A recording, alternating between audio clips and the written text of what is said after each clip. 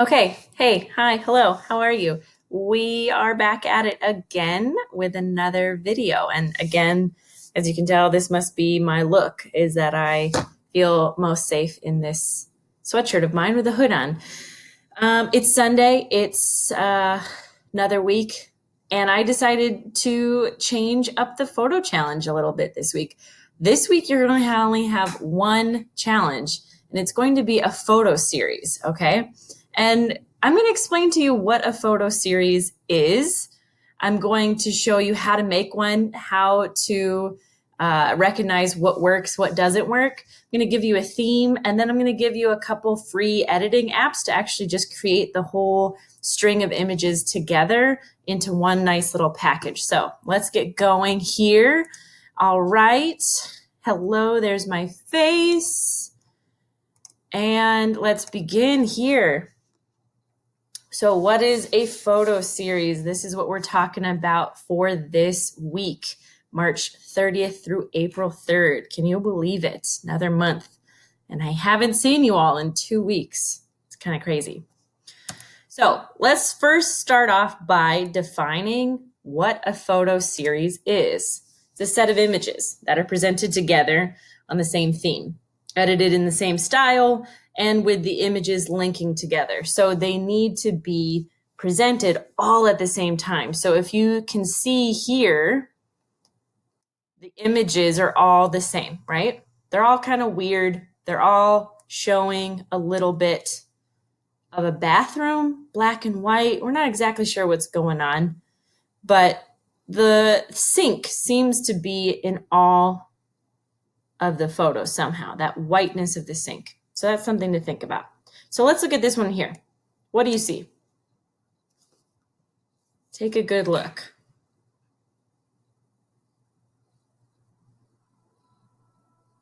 So what I notice, first of all the images are in black and white. That's pretty cool. They're all horizontal, which that could be something. There's all people in there, and they seem like they are in crowded places. And then, oh wow, everybody in the middle here, everyone is kissing. So that must be the theme, kissing. Pretty simple. So the series focuses on couples kissing, each couple being in the center of the photo. So remember that center framing that we talked about? This is one way to do it for sure, is having your subject right in the middle. The camera is focused on the couples, and all the photos are in the same kind of black and white theme. As we start talking more about editing, we're going to learn that there's all different kinds of black and whites, and all black and whites are not created equal. There are going to be deeper blacks, shallower blacks, deeper whites, shallower whites, all these kinds of depth in the tone and different colors. So that's something to remember, is that you don't want to edit the black and whites differently. You want them to all pretty much look the same. So here's another thought leading into that. How could you use editing as another source of narrative? And if you recall, narrative is the story. How can you tell a story through the way you edit your photos? It's kind of an interesting question. So what do you see here? Take a nice, lovely moment to breathe all of that in. All these squares here. Maybe that'll help. Maybe you can get a little closer. What do you notice?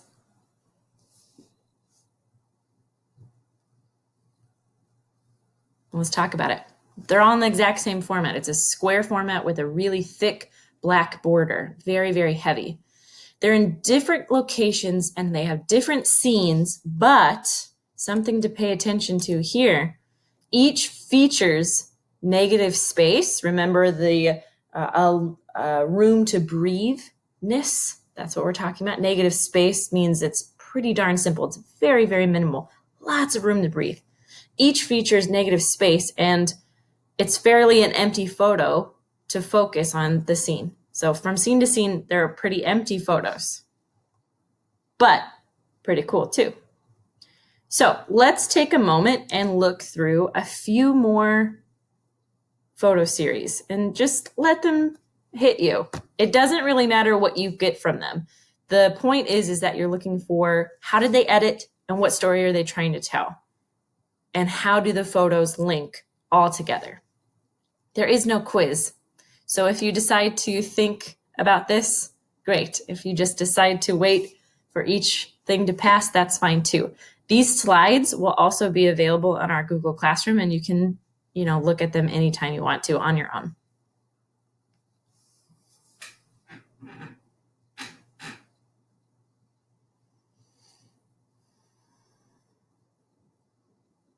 So obviously we see a cat, right? We start with the eye here, the whiskers, the more whiskers, the nose. I guess those aren't necessarily whiskers. I don't know what those are. If you know what those are, comment down below. I don't know what that part is. This one right here where my mouse is hovering. Then we have this one here, self-portraits, different facial expressions, all the same lighting. Her hair is always the same. She always looks the same, but her facial expressions are different. Maybe some of you are feeling like her right now. I know I am. Again, here we have different people.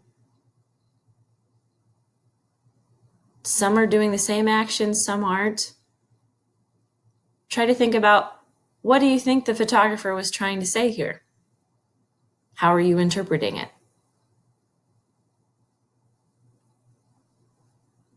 And this is where editing can get real interesting. And if you have Photoshop or other editing apps, you can feel free to go real interesting with things. Insert places, try to find themes, make things look different than what they actually are. This is all one series, by the way. It was just hard because it was on a vertical plane, so I had to chunk it up for you to be able to see the whole thing.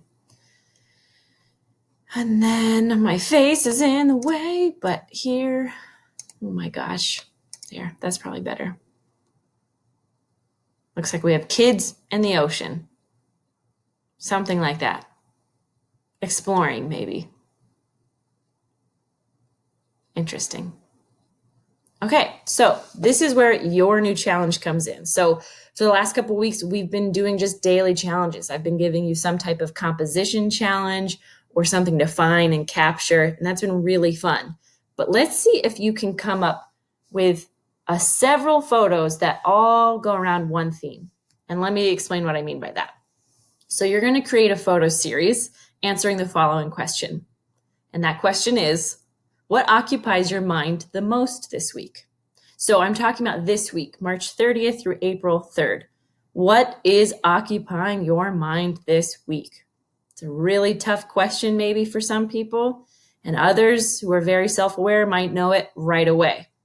So let's talk about how you're going to complete this assignment.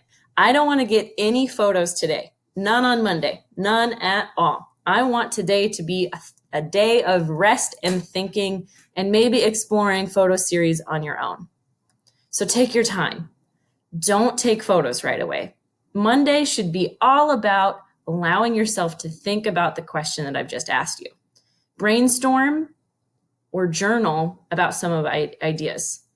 Journaling is a really good time in this moment of our lives. So if you're already journaling, ask that question to yourself and see what comes up. And then create 4 to 6 to, I don't really care, but about 4 to 6 photos using the prompt that I asked you. What is occupying your mind? Once you figure out what's occupying your mind, then figure out what kind of photos you could create. And then by Friday, April 3rd, submit those photos to Google Classroom. And I'm going to challenge you to use a new app on your phone, and I'll give you some options here to string them all together so that they're all in one frame, like what I've been showing you through this whole presentation, that they're presented in one look. So I don't have to flip through anything. So remember, the photo series is about what is occupying your mind this week. And a photo series is a set of images on the same theme, edited in the same style. So they either all have to be in color and in the same kind of color, or if they all have to be in black and white and they all have to be the same kind of black and white. And the images have to link together. So here are some of my own examples. What has been occupying my mind this week? And at this point, it's last week. So what will I teach? That's something that I thought to myself. And how will I teach? Especially with this online craziness. I've thought a lot about social distancing and what it's doing to my neighborhood and what my neighborhood looks like. So the top photo you see there is the entrance to Gasworks Park. I live within walking distance of that, and the parking lot is completely closed off. You can still get into the park though, so you can see right here, I got into the park, and these little tiny dots you see here are a dad and his son playing catch, and they're the only ones in the park, and usually the park is very, very full. Right next to Gasworks Park is this really funky patio space where some workers all get together and hang out, especially on sunny days, but it's desolate and empty, so that caught my eye. And then down here in the corner where my mouse is, you can see one of my neighbors just through her window here. It's kind of faint, but she was kind of the first person I'd seen all day. And then here's some graffiti that says, "Stay home, thanks." And then the last one was growing. So my neighbors who are here and here, we all have little garden plots and we're all trying to figure out how to grow our own food. But then I've also been going on a lot of walks, especially by myself. And I've been noticing all the spring blossoms blooming and they're really, really pretty. So that's what this one is about here. So there's a lot of growth happening in actuality, like people are growing food, people are growing flowers, but there's also a lot of mental growth happening with all of us, especially with the isolation and the having to stay home and a lot of the unknowns that are happening right now. So that's a lot of stuff that's been occupying my mind this week. So now it's your turn. Again, it's all about what is occupying your mind. And I want you to string 4 to 6 photos together. And if you don't know how to do that, and if you don't know how I did all of these, let me show you what you can download. So there are several apps, both Android, Google, and Apple phones can find these apps. The first one is Unfold. And that one is the one that I use all the time. It looks like this, where essentially I can create layouts here. And all I have to do is hit this little add button and I can see all these layouts. The layouts there's some free, but there are some that are a lot that are paid on the Unfold app. So if that's not something that's available to you, check out Canva. Canva is both for your phone and for a desktop computer. A lot of free templates are available for you to string your images together, and there are that are some paid. So it's up to you on that one. An all free, all access app is Google Photos as well, which we're already living and breathing in Google already. So hopefully that platform is easy for you to use. And then last but not least, if you're curious about the Adobe world, Adobe Spark is a really interesting app that I'm just now exploring. And they have a lot of free content for you to engage with and create your own things. So take a look, create your own photo series, and email me with any questions that you have. I am available, pretty much from 9 a.m. to 2 p.m. every single day on email. So if you're confused by this at all, or if you have questions, or if you want to think out loud or think out an idea that you have, I'm here. So have a good Monday, and I can't wait to see all of your work. Bye.